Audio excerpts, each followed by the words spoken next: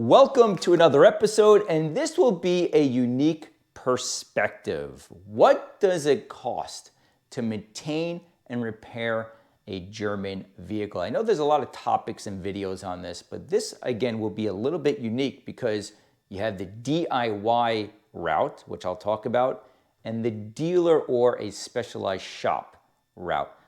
In my case, I have 10 years worth of records of the vehicle that we're going to talk about being done at the dealership records versus me doing work on it for the first year. Let's get started. So a quick recap. I owned a 2011 Audi S4, amazing car, absolutely loved it. But everything that I will explain here today, you will find also on BMWs, Mercedes. Don't forget VW Audi is a massive group. They also own Porsche, Lambos. Let me just start with the basics. The reason why I think this is important because many of you may think, well, I don't want to go too complex, but maybe I can change the oil, save some money. Maybe I can rotate the tires. Maybe I can install snow tires, the basic stuff, maybe even like a drive belt.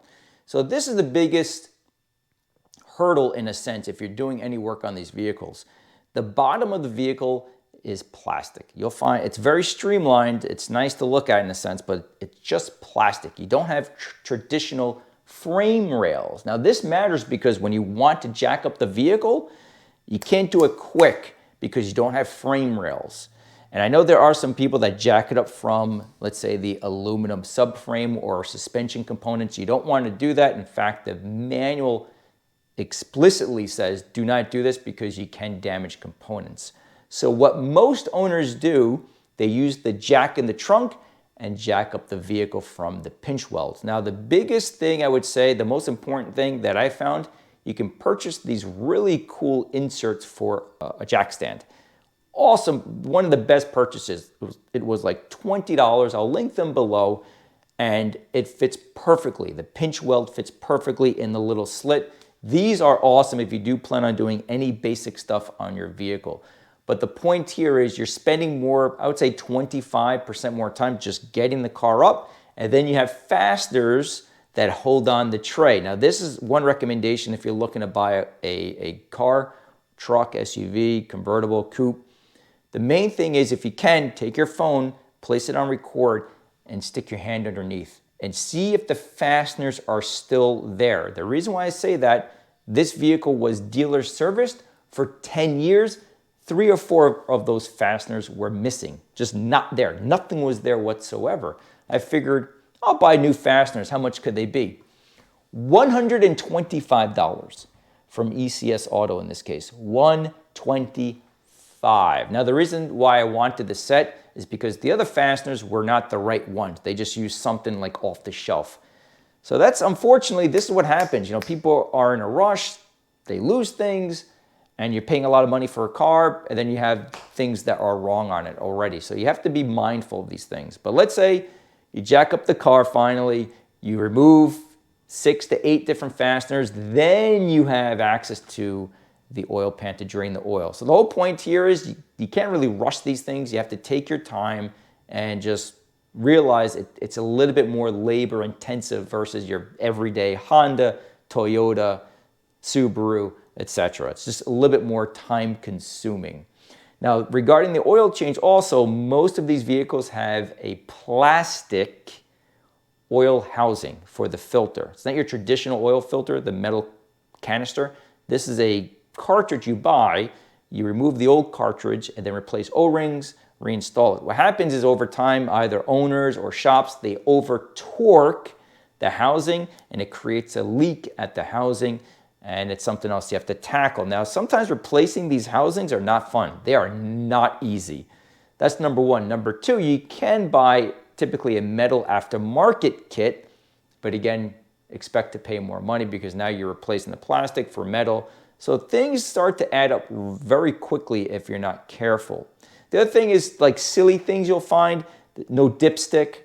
To check the oil, you have to turn on the car, let it warm up, turn it off, then you check the oil level. To me, that's just dumb because maybe you want to see if the oil is dirty, is it mixed with coolant, Are you low on oil? You may be low on oil and the oil light is not on. That is possible. Like oil light is when you're really low. You may just be low, nothing registering on the dipstick, and the light is not on, the dash or the gauge cluster. So you can buy a dipstick, but it was 50 bucks in my case. So it's like silly things like this.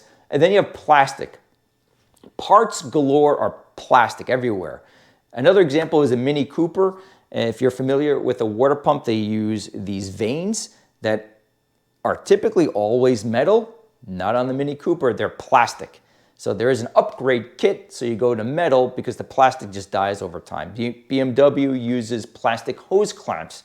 Talking about hose clamps on this vehicle, they are not your traditional hose clamps, they are Oetiker hose clamps. So you need a special tool to cut them, you need a special tool to place new ones on. So again, you start to see why it's so expensive to work on these vehicles.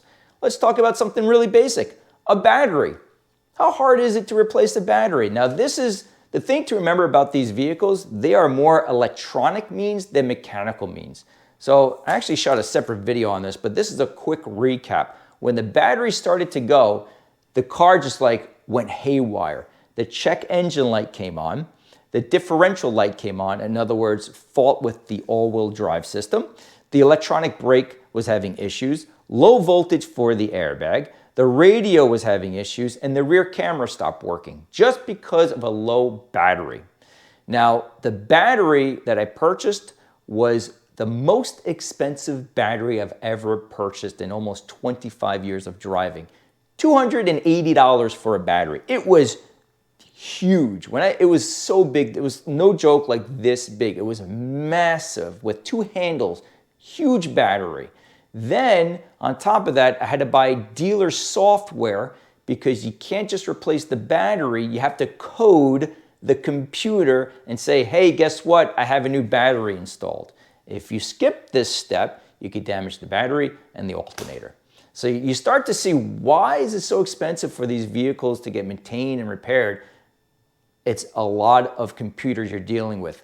Brake pads. If you want to replace the rear brake pads because you have an electronic brake, you have to tell the computer to back off because you can't do a brake pad replacement without that. So the rear brake pads, electronic handbrake, really any vehicle with an electronic handbrake, you need software to say, hey, back off because I'm doing brake pads. So again, it's another thing that you're dealing with. I wanted to replace the drive belts.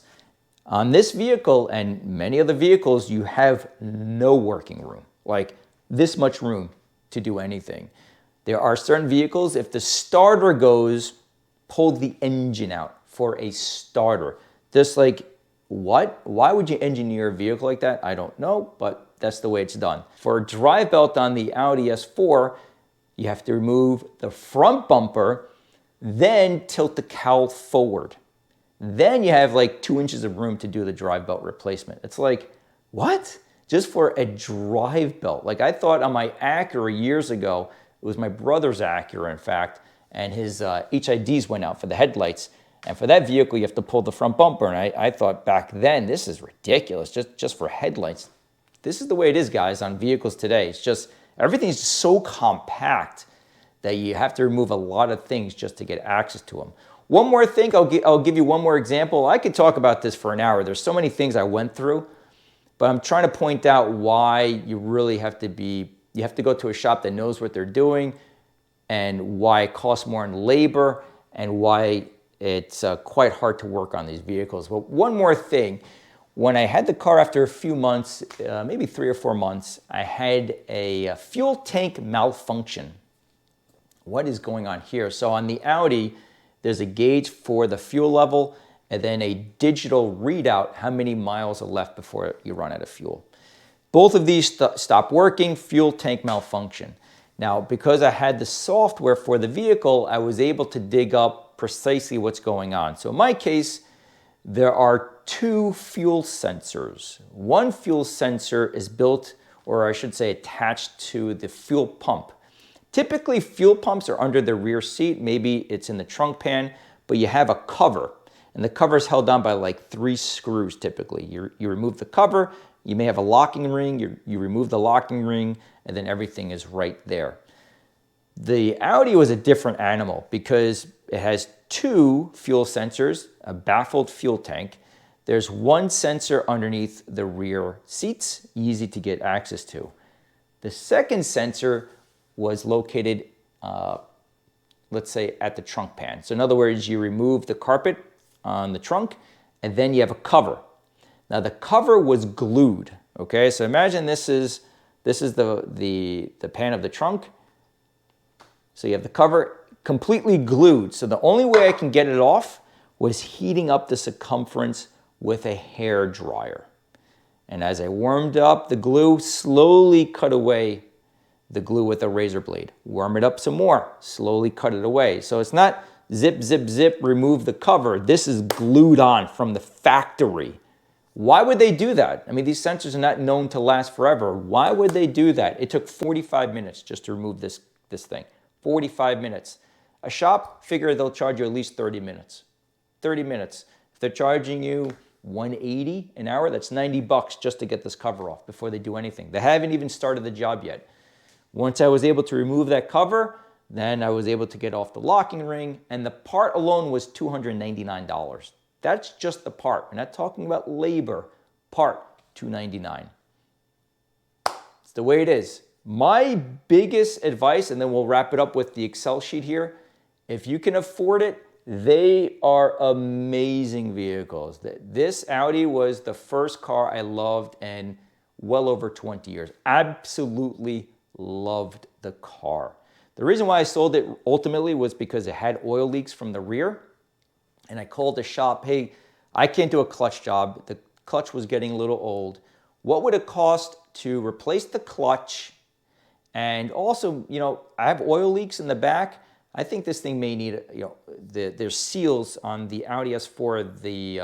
The timing chains are in the back toward the firewall. And to really replace all of those, of the mating surfaces, the gaskets, you really have to pull the engine.